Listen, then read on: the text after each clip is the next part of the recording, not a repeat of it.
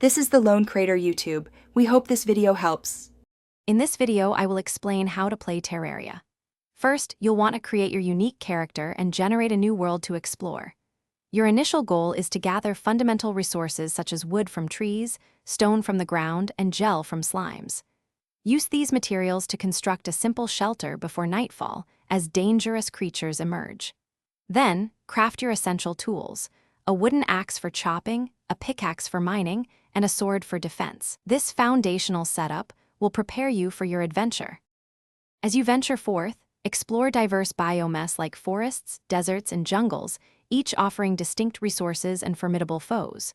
Learn the attack patterns of different enemy types to effectively counter them. Equip yourself with a range of weapons, armor sets, and accessories to enhance your combat prowess.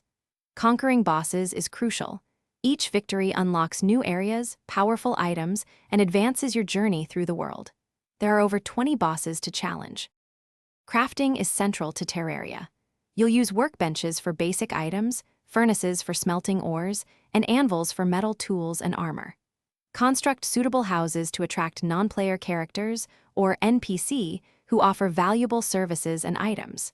Design your base with a wide array of blocks, walls, and furniture to create a personalized and efficient hub. Remember to craft essential potions for healing and buffs, along with advanced tools and accessories to aid your exploration and combat. Terraria's progression involves two main stages: pre-hard mode and hard mode, which begins after defeating the Wall of Flesh boss. In hard mode, new enemies, ores, and challenges emerge. Focus on collecting rare items and powerful gear from tougher foes and bosses. Personalize your character with a vast selection of vanity items and dyes.